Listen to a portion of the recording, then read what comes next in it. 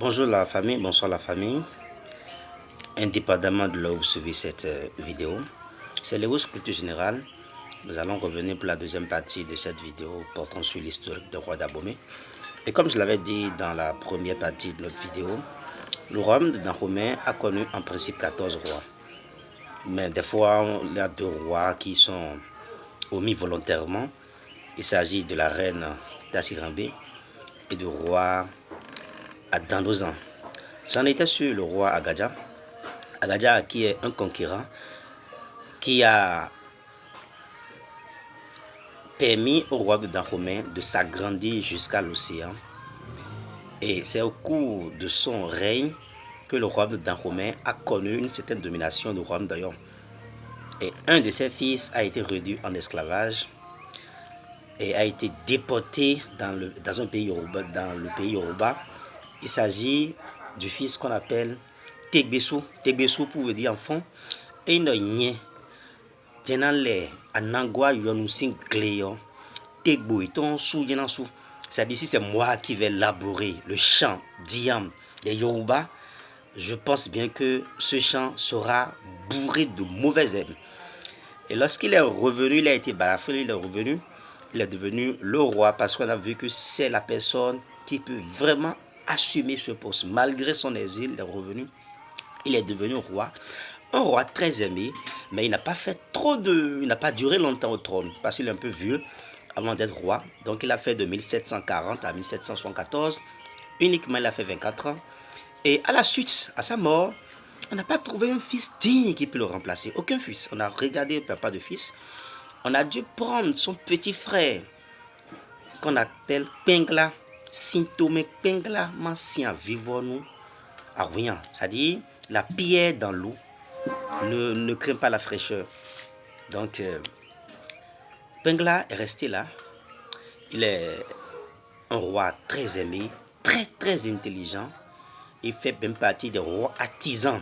Ce qu'on appelle un roi artisan parce qu'avant qu'il ne soit roi, il n'a pas été reconnu de sitôt par son père. Mais il a fait des œuvres artisanales aimées par tous. Il a des talents exceptionnels. Et le roi Pengla est resté là de 1774 à 1789. Tic, tic, tic, tic. Pour les vrais historiques ou les vrais historiens, on sait que cette date coïncide mystérieusement avec le début de la Révolution française. Et c'est en cette année précise que le roi, qu'on appelle celui qui est même l'initiateur de l'artisanat dans le royaume d'Dahomey, est venu. C'est le roi Agongolo, Sodjedeba Gongolo. La foudre abat le palmier, mais l'ananas s'en est échappé. Ce roi, très connu, mais n'a pas duré au trône. Il aurait été empoisonné par un de ses... Parce que difficilement il est monté au trône parce qu'il y a trop de rivalité pour le trône. Il a été empoisonné.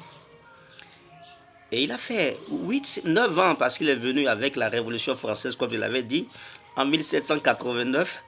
Et déjà, en 1797, il meurt mystérieusement.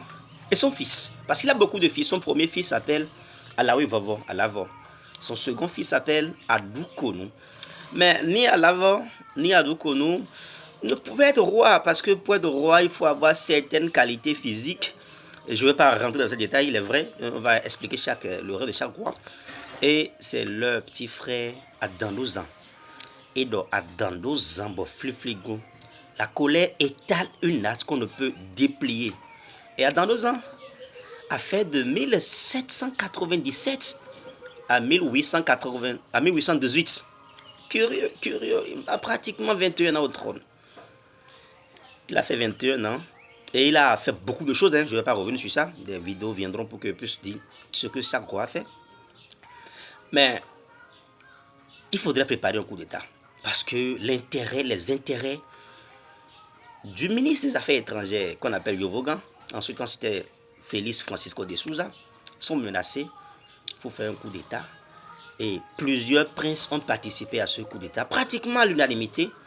Et il a été évincé du trône. et son petit frère qu'on appelle Gapé Gezo, qui veut dire tout simplement Gessi Manondo Bezo. Gessi Manondo Bezo. Gay, c'est un oiseau qu'on appelle le cardinal. Hein.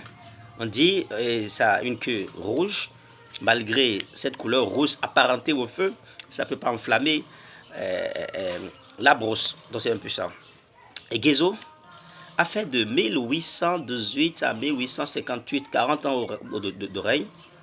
Et à la suite de Gezo, son fils, le roi Glélé. Et donc Glélé Mayonzi, nul ne peut soulever un champ. Et ce roi, très connu, est resté de 1858 à 1889. À son décès, son fils viendra, le roi Béanzin, Kondo, à Mamanou Djabadando Kodo Bonosedia, Kondodo. Et donc, Béanzin Baïdjele, il a pris le trône, et il a pris le trône en 1889. Et déjà, en 1890, les guerres ont commencé. Il a fait 5 ans. En 1894, il a perdu la guerre, arrêté par les Européens, déporté en Amérique. Et le dernier roi n'est pas un roi avec tant d'autorité parce qu'il a été habilement placé par les Européens. C'est le roi Agoliago. C'est un roi placé juste là. Et il a fait de 1894 à 1900. Il a fait 6 ans au trône, mais finalement il sera aussi emprisonné, déporté au Gabon, au large du Gabon. Et on viendra dans les autres vidéos pour expliquer le règne de chaque roi. Ciao, ciao, merci. Abonnez-vous, partagez et renforcez cette chaîne pour que ça soit une chaîne béninoise très connue un peu partout. Nous allons aussi parler des autres royaumes du Bénin et pourquoi pas aller au-delà du Bénin. Merci, ciao, ciao, abonnez-vous.